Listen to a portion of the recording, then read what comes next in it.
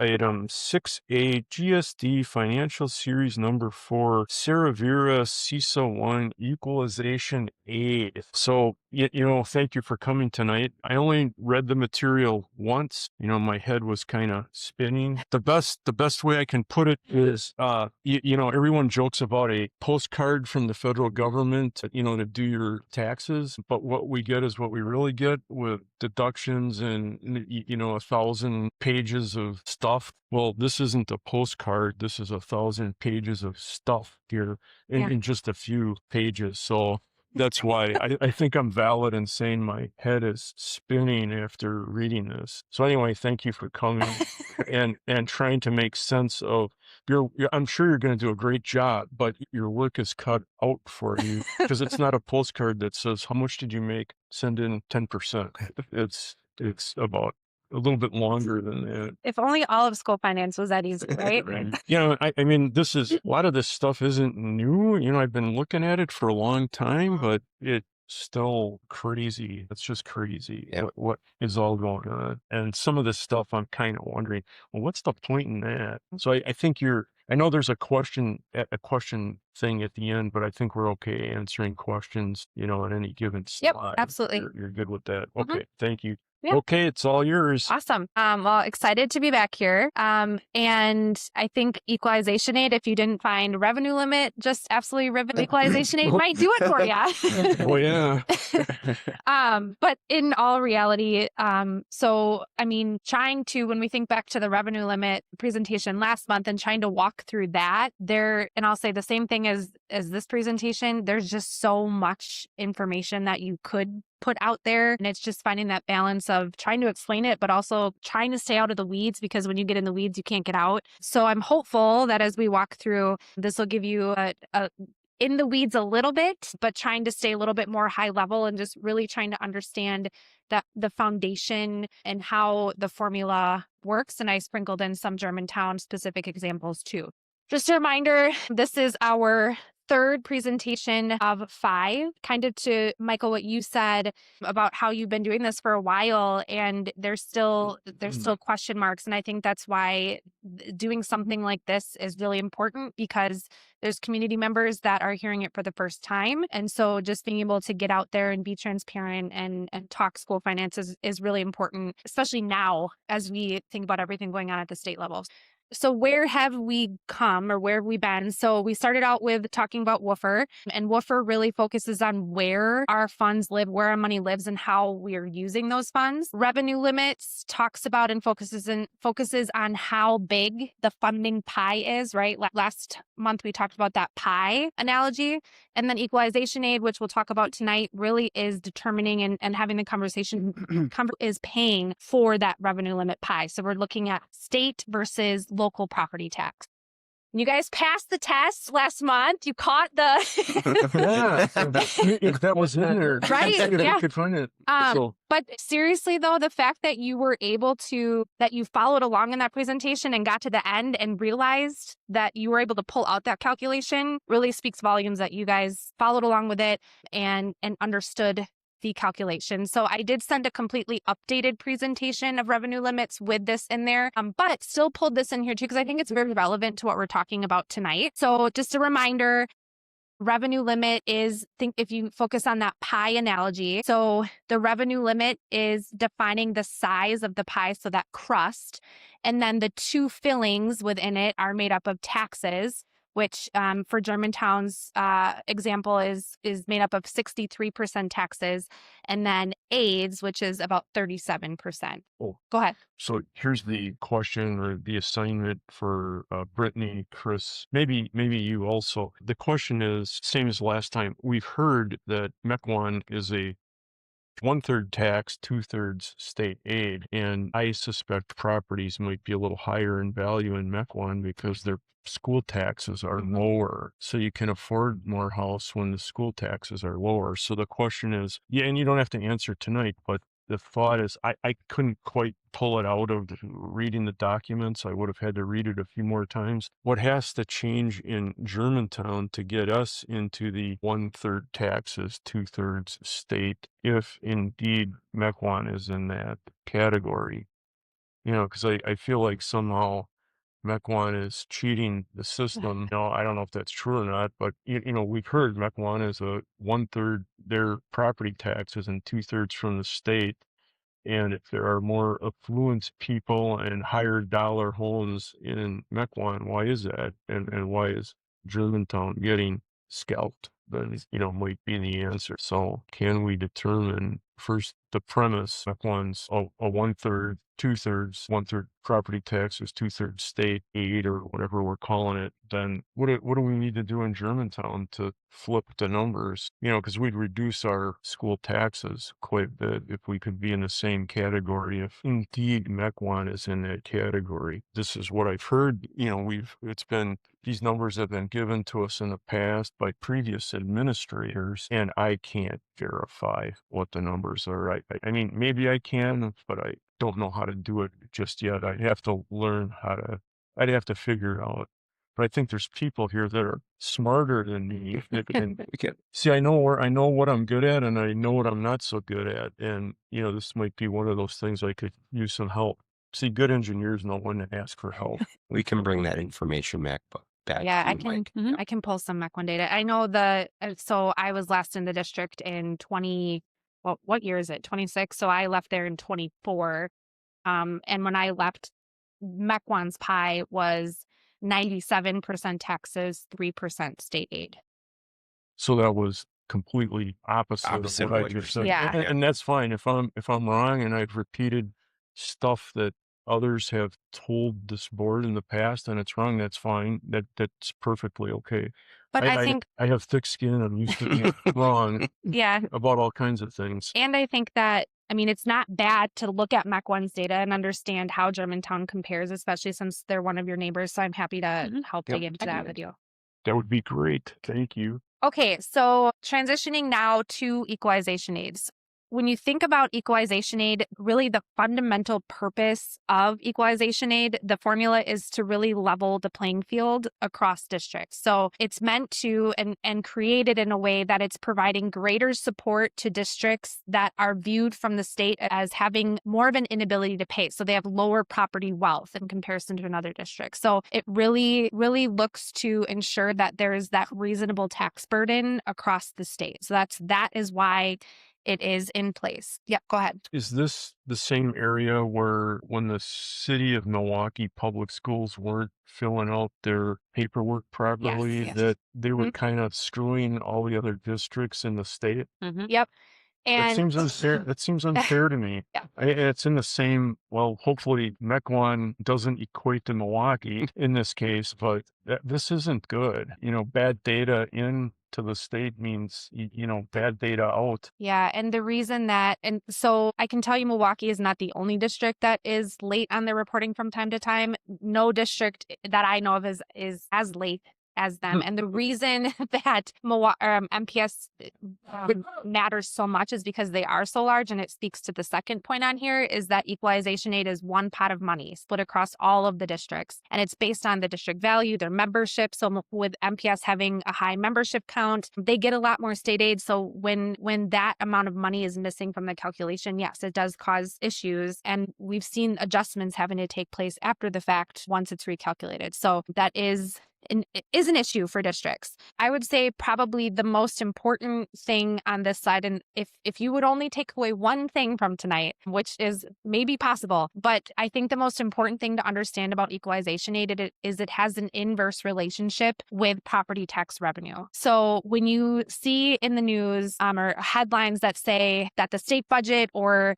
a school district saw a huge increase in state equalization aid, that doesn't mean that that district or that a school district has more access to spendable dollars. It's just shifting that relationship and shifting the responsibility back and forth between whether the taxpayer is taking more responsibility for that or if the state is taking more responsibility for that. So that's really important to understand about equalization aid. The pie stays the same. The pie stays the same, yes.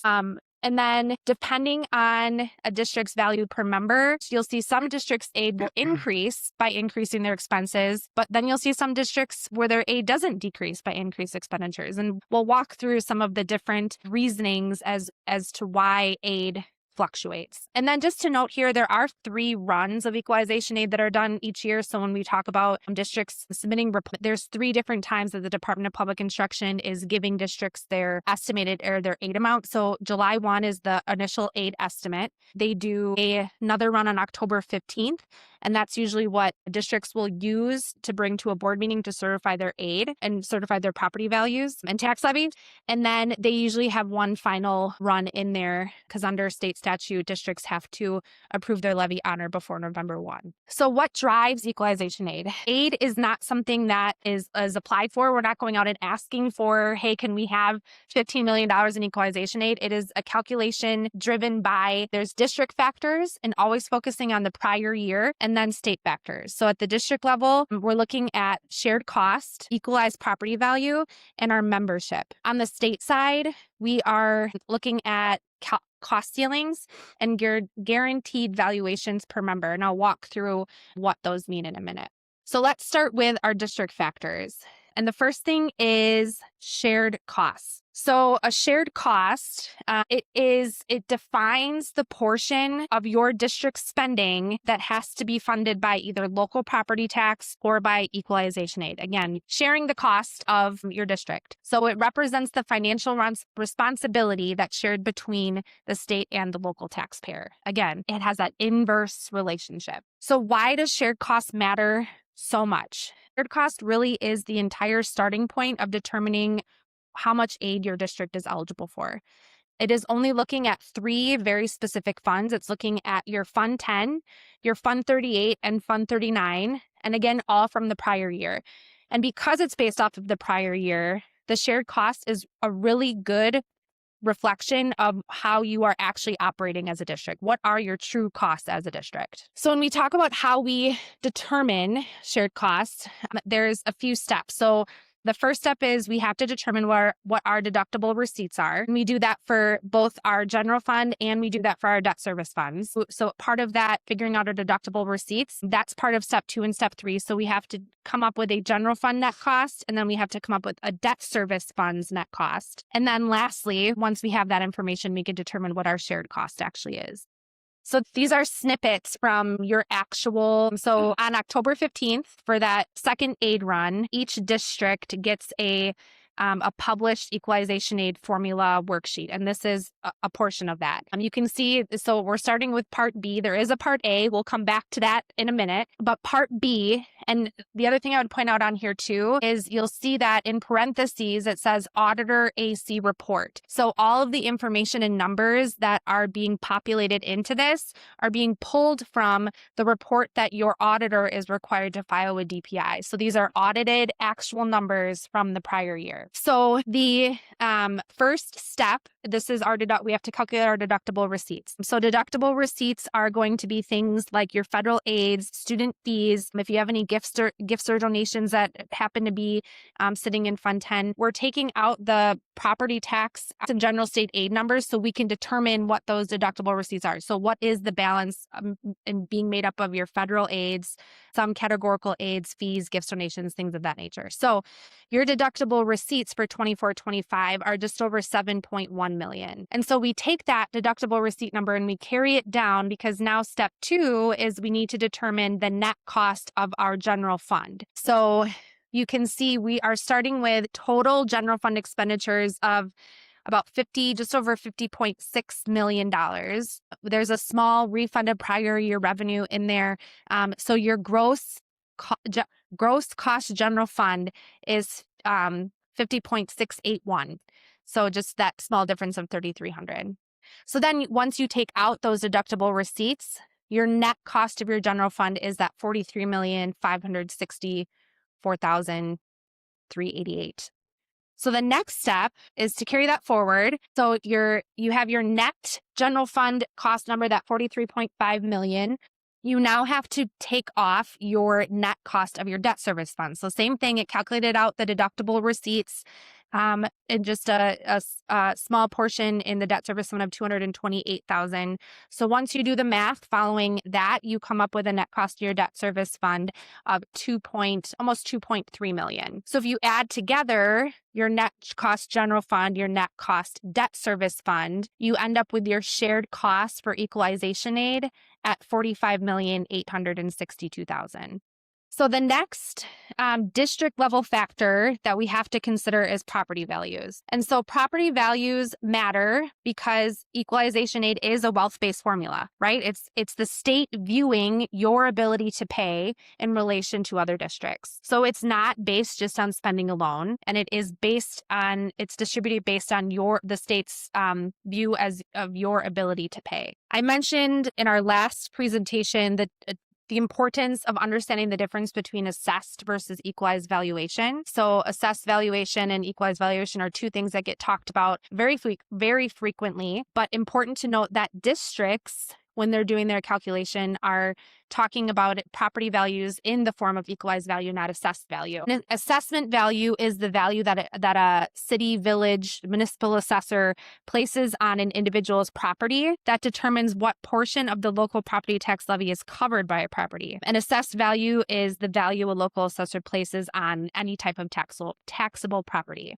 The most important thing and what differentiates assessed and equalized valuation. So the point about assessed value is meant to maintain equity among individual taxpayers within a municipality. When we talk about equalized valuation is creating equity between the municipalities. So assessed is individual taxpayers within the municipalities. Equalized valuation is taking municipality and comparing it to municipality. So it really is there to ensure that each type of property has some type of comparable value regardless of local assessment practices. So as an example, and I don't know, I'm just making this up, but so assessments aren't required to be done every year. They could be. So Germantown might do their assessment every 3 years, but Cedarburg might do their assessment every year. So that's why equalized values are so important and why districts use equalized values as opposed to assessed value. And I mentioned last time, if you're looking at your tax bill and wanting to know where your equalized value shows up, it is your fair market value on your tax bill. Okay, the third district factor is membership. So membership has the relationship with the aid formula because there has to be some type of per pupil measure. What fun would it be if there wasn't a per pupil measure, right? So, and we need the per pupil measure because districts vary so much in size, and it really is meant to be that factor that allows the state to compare districts more fairly. When we think about the equalization aid formula, we're looking at a cost per member, value per member, and aid per member. Those are values that come out of this. If you remember from last time, we talked a little bit about, or actually a lot about, what is membership, right? So it's important to note that membership is not enrollment or head count. It's not going into a classroom and counting 23 kids. It is based on a full-time equivalent. And from last time, we learned that the revenue limit uses a 3-year rolling average to determine funding. And we'll talk a little bit in a moment about how that differs for the equalization aid formula. So membership affects aid in 3 ways. So it determines how much shared cost is counted per pupil.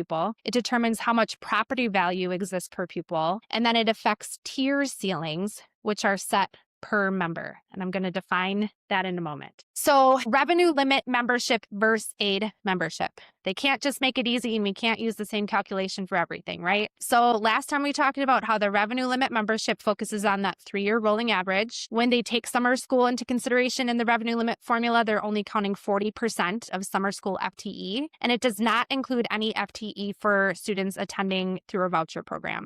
On the other side, our equalization aid membership, it goes off of the prior year audited count. Summer school students are counted at 100%, and it does include students attending through the voucher or special needs scholarship program. So when we look at a comparison, so the top is, so I said we we're going to come back to part A. This is part A from that worksheet. So, and I apologize, this is little, but you can see that our equalization aid membership calculation is $4,035. in comparison to our revenue limit membership calculation, which is $3,795. So we benefit a little bit more. We get to count a few more kids as we think about equalization aid. So now getting into those and determining those per member or per pupil amounts, because you'll see how in a minute how these come into play in the actual calculation of the formula. So remember, the first step we did was to calculate what our shared cost was for the district. So to figure out our shared cost per member, it's an easy math problem. We take our shared cost, we divide it by our aid membership. So our shared cost per member in Germantown is $11,366. Membership also drives our property value per member. So the equalized property value in Germantown is quite substantial, over $5.3 billion. Divide that out by, again, that same aid membership number, and our property value per member is the $1,326,636. I'm sorry. If Go we ahead. go back, when we look at aid membership, I just want to clarify because we look at aid membership and I think the general consensus is that that's number of students in our seats, but that also includes voucher students, private school students. Correct. So when you go to the next, if you could go to the next slide, that we don't currently have 4,035 students in Germantown School District, public school district seats. That also includes our vouchers. And summer school. And summer school. So it could be a student twice. Yep. Or So multiple. I just think that's clarification that when we do our enrollment report that comes through personnel committee to you, Mr. Brown, that number is not going to be 4,035 students. It's going to be probably close to 250 less students. And that's accompanying for that membership count related to private school and summer school. I think also when we talk about as you're going through this, membership for when there's student count, head count, when there's membership for state aid, when there's membership for revenue limit, like you'll hear membership, multiple different numbers, and that we don't have multiple different types of students. There's just the way they're counted for all the different things that we need to do. Yep, absolutely. And I know that Mr. Ewert and I have had this conversation too. Like that's not understood maybe necessarily by the general public all the time. So that's another reason we're having this presentation tonight, that number can be differentiated based on the understanding of what that means. Yep. And when we talked about, I think in the revenue limit presentation where your 4K and 5K students are counted. Right. 0.65. Right. And that's in any district. six, sorry. That's in any district. They're not counted as a full-time FTE. So that also comes into play. Yeah, of course. So membership really is, when you think about, and when we get into now the tiers of the equalization aid and how the formula actually works, membership really is the bridge to this. So now let's switch gears and we'll talk about the state factors. Before we do that, I just want to kind of lay out the equalization aid formula. So the formula works in 3 layers, or what we call tiers. So there's the primary tier, the secondary tier, and the tertiary tier. And the tiers determine how the state is going to apply the guarantees, which we'll talk about, or essentially how aid is going to be calculated and eventually paid out. Thought that the visual was very appropriate. So that's how I think business managers feel sometimes. So, okay. So with the 3 tiers, the primary, secondary, tertiary, there is a cost ceiling and guaranteed valuation at each of these tiers. So these are essentially the levels of expense sharing within the equalization aid formula. So these levels are not just Germantown specific. These levels apply to all districts, and the amounts are set within state statute. So these are not just random numbers that we came up with. These are in state statute. So the primary cost ceiling, so that the shared cost is covering that, the shared cost that's covered under primary is that first layer. The cost ceiling per member is $1,000. At the secondary, the cost ceiling is the calculation to get to that $12,678 is 90% of the state average shared cost per member. So again, that's calculated by the state, and we are given that number. Tertiary shared cost that's covered at this is all excess cost. There is no limit. There is no cost ceiling to the tertiary level. And when we talk about guaranteed valuations at the primary level, the guarantee is $1.93 million. The secondary level is $1.98 million, and the tertiary level is $1,055,000. And when we think about how each of those levels impact aid. So the primary level is really meant to start that equalization. Secondary is where you're going to see most of your aid coming in, and we'll see that in a couple of slides. And tertiary, because it can be negative and there's no limit, can actually decrease the aid that you receive. Isn't that fun? So the state guarantees a minimum equalized property tax base in order to support educational costs. So if your tax base per member falls below the guarantee, that means that the state aid formula is going to kick in and supplement you up to that guarantee. So that's focusing on that primary level. So you could see Germantown's value per member, which we calculated, is that 1.3 million. So you can see at that primary tier, the 1.3 million is below the state guarantee of 1.93. So since it's below, it's generating aid.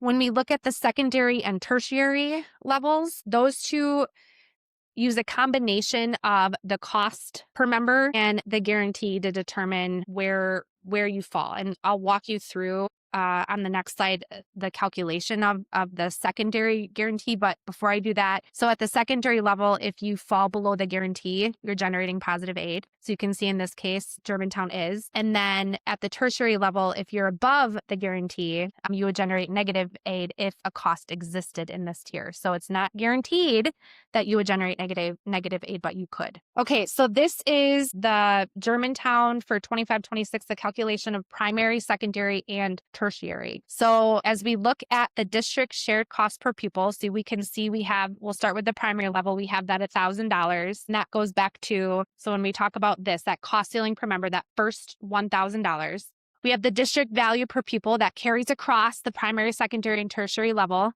We just talked through the guaranteed value per pupil. So we have the 1.9 million, the 2.1 million, and the 1.05 million at the tertiary. And then for each primary, secondary, and tertiary, it calculates out the guaranteed value per pupil, the percent local share, the local share per pupil to come up with your state share, percents to state share, and then ultimately your total equalization aid. So if we look at the secondary level, so if you remember, we calculated back our shared cost per member, shared cost per pupil, which is the 11,366. So to start the calculation with the secondary level, we have to take away what we're already accounting for in the primary level. So we're taking 10,360 or 11,366 less 1,000. So we're starting the secondary level at 10,366. Once we have that, we have to take our value per member, so that 1.3 million, and we're going to divide it by the secondary guarantee, so the 2.1. And that gives us our percent local share of 60.95%. That 60.95% represents what the state of Wisconsin assumes that the Germantown School District can fund at a local level. So after we determine that percent of local share, that 60.95%, we multiply that by the shared cost per pupil, the 10,366. And that gives us our local share per pupil, the $6,317.78. If we subtract that number from the 10,366, that's how we get our state share per pupil, the 4,048 and 32. And then we multiply and this number isn't on here, but we multiply the 4,048 by our equalization aid membership, the 4,035. And then that ultimately gives us the total amount of equalization aid at the secondary level. That's 16.3 million. So when I mentioned before, the secondary level is really where Germantown is getting and seeing the majority of their equalization aid coming from. Well, we're going to talk a little bit about tertiary. It was interesting to kind of look at the historical data on your equalization aid. It's interesting to me because I come from a district that lived in negative tertiary aid. So I'm always curious what other districts do. So you have bounced back and forth in and out of negative tertiary. And for 25-26, the shared cost per member is below the secondary cost ceiling. So we're comparing that 12,678 number to your shared cost per member, the 11,366. So since the 11,366 is less than the 12,678, you do not have any tertiary aid for 25-26. So because you've had some fluctuation, I thought it was important to kind of talk through why. why do we fluctuate a little bit in Germantown? So you as a district sit very close to that secondary ceiling. So any small shift in a number of things can push you in or out. So when we think about the shared cost per member versus that secondary cost ceiling, so if your shared cost per member is above that ceiling, that tertiary is going to apply. If your shared cost per member is below that ceiling, then you aren't going to have a tertiary layer. So going back to, I just went back a few years. So looking back to 22, 23 to now, so you can see in 22, 23, your shared cost per member was just over 13,000. Your secondary ceiling was almost 11,000. So you were above the ceiling. So you would have received tertiary aid or negative tertiary in that year. So you can see how you've kind of gone back and forth. And again, you really sit close to that secondary ceiling. So it's not unlikely that you see a lot of movement in and out of tertiary. Yep, go ahead. This is by design, I believe, right? It's our debt service Yep. fund. So it says plan. You getting there? Okay. Yep. Yeah. Well, Well done. I'm just done here. I I'm don't done know here. that I don't know that I read that in so many words, but maybe I did and just didn't pick up on it. No, but I mean, if you think back to when we talk about shared cost, right? When we have to calculate shared costs, we're looking at 10, 38. So it's natural that your moves that you make within your debt service are going to impact that. So tertiary fluctuations can happen because your shared cost per member, that's a district factor. Your membership, also a district factor. State cost ceilings, which is a state factor, those are set in statute and can change through the biennial budget. And then your property value per member, which is also considered a district factor. So how does this all impact the levy? So if you remember back to our revenue limit presentation, revenue limit and general aids is your property tax levy. They have that inverse relationship. So when to talk more about tertiary too, is when Germantown moves into tertiary, your equalization aid decreases. So since there's that inverse relationship, that means that the pressure on the levy increases. But as you move out of tertiary, equalization aid increases and levy pressure decreases. There's that inverse relationship. I'm going to keep saying that. You're going to be sick of it. So key takeaways from tonight is number one, equalization aid can fluctuate and it will fluctuate.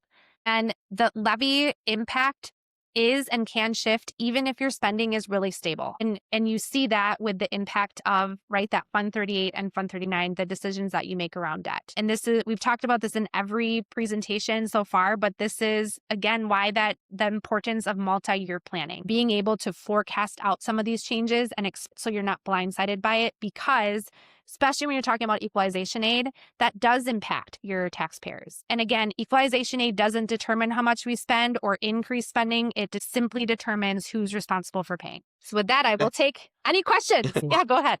You're saying a couple slides back, tertiary status shifts because of changes in like property value per member. So if $50 million in new property gets built within our district, how does that affect tertiary? So $50 million coming on is obviously going to increase your property value per member. It's important to note that you're not going to feel that 50 million like in 1 year, right? Like that's going to come on slowly as things are developed. But if you think back to this calculation, right? So then if your district value per pupil goes up, then that changes the formula. So you would end up having less equalization aid over time. But that 50 million in property might come with a number of members, which pushes it the other way. So if the membership count was disproportionate because they were all apartments instead of single family homes, that could be an issue. Yeah. And so if you think about one of the last portions of this calculation to find out what that total equalization aid is at the secondary level in particular, you're taking so if your district value per pupil went up, your state share per pupil would go down. So then your district membership would go. I mean, I think it depends. I don't think that it's a clear answer because of how the calculation works and what it involves and how the membership is calculated. So I think it would really depend. Right. You'd have to know if the 50 million is realistic. Right. Mhm. I know it's just a number. You'd have to put that in your calculation. Then you'd have to guesstimate how many students are going to be produced out of that. So I guess you could say if we went single family versus we went apartments, we would run two scenarios, and there would be a fine line on which direction that it might teeter you. Because you're right, more students, more property value, more taxpayers. So it could go both directions. Yeah. That's assuming the development is residentially based, industrial based. I thought that's the direction that we're going. So if it is commercial or industrial based, right, then how does that play? Because we don't see a membership increase.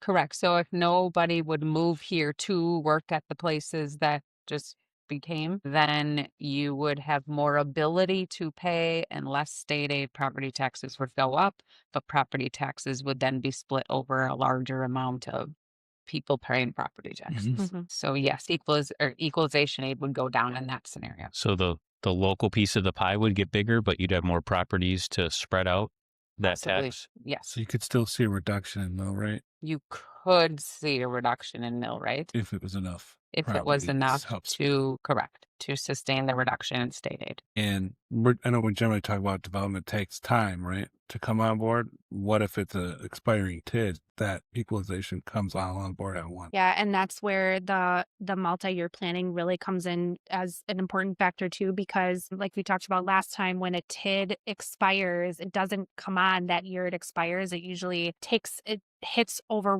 the next 1 to 2 years. So, which is kind of nice because then as a district, you can plan for that coming on and run scenarios on how that's going to impact your mill rate and impact your values. But yeah, that it takes 1 to 2 years to feel the full impact of that TID coming off. And so I think it's important to recognize our current TID situation is involving non-residential developments, right? Industrial or how we want to look commercial. We want to look at that. And we'll have some coming up here. Thank you, Sarah. No other questions? Sure. Well, I'm not ending questions. I'm just thinking. Oh, okay. Yeah, I'm sure you're really looking forward to the next two months. I've gotten used to spending one Tuesday month with you guys. We could really do this every year, 5 rounds. We'd still be somewhat baffled, as board members come and go too. There can be new board members coming on too. So I wouldn't recommend doing it every year, but it seems like, well, I think that the point too of this, not only to bring Sarah's expertise with Brittany's, but we're capturing this video wise to build out this financial series that annually will publish for community to watch. So I think the way I've simplified this is if you were doing a budget for your home, you wouldn't do this. You wouldn't.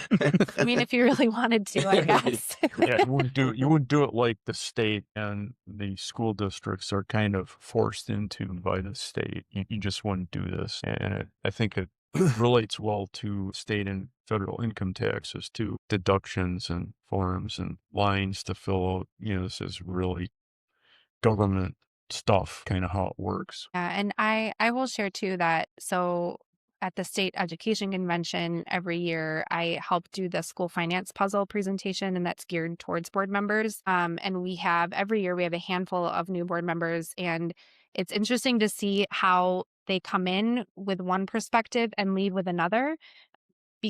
And I think that that's a reason why we see this increase in advocacy for school district funding in particular, because the more and more people learn about school finance is they do learn how much of it is controlled at the state level, and making sure that we create a fair balance, right? The state has to pay for something. There has to be a level of local control that goes along with that too. Or we can educate people and help them learn about how schools are actually funded, I think is really important when we think about how we work with our legislatures at that level. Is that presentation the 8-hour one, Muzzle? It's 4. I think Sarah makes a very good point. It's easy to just send an email to your legislator saying more funding for public schools. This is complicated, right? Yeah. It's complicated. And you start getting into what do you do for counties with Amish people? You start making exceptions for different classes of people, and it's really something. Well, it's been a while since I went to one of those presentations that you're talking about. When I did attend one of those, what I learned is Milwaukee wasn't quite the big whooshing sound of dollars going into Milwaukee as we thought it was. There's a lot of rural communities in Wisconsin that don't have a lot of money. I believe this is what my takeaway, and they actually take a lot of state dollars to keep operating, maybe more so than Milwaukee even. So it's interesting that Milwaukee can't affect the whole rest of the state, but the rest of the state is quite rural. Not a lot of students, and interestingly enough, taxes on farmland are very low, Mhm. very low, unbelievably low. Farmers couldn't afford to farm if they were charged what the property might actually be worth. Yeah, my partner's a farmer, so I totally know. Yeah, yeah. I think their dollar amount is a lot smaller. That's why they say MPS is taking dollars. Their dollars are huge compared to the rurals. Their Mhm. percentages might be high, but the dollar amount, the majority is going to MPS because it's so large. The rural ones are getting a lot of state aid, but the percentage to run their district is a lot smaller. Right, right. Yeah. Yeah. And there's the rules are very interesting because then there's some rules that are like vacation, like Yeah. way up north, and they're Aquas. right, and they might not, they might not get any state aid at all. Like because their property wealth is so high. So the rural school districts are interesting. And they're funded by non-state tax, like outside of the state Yeah. taxpayers, Illinois or Yeah. vacation home areas. Right, and they quickly pass a referendum because the voting population is so small that live there that's going to actually impact. Every school district is totally different. I've seen it. I've seen it firsthand. It's unbelievable, some of the things that go on. Okay. Any more questions? Anybody? I think that's it. Thank you for Yeah, thank you so coming. much. And we look forward to the next two. For after all, we're all lifelong learners here, right? Hey, that's great to hear. Yeah, thanks. Thank you so much.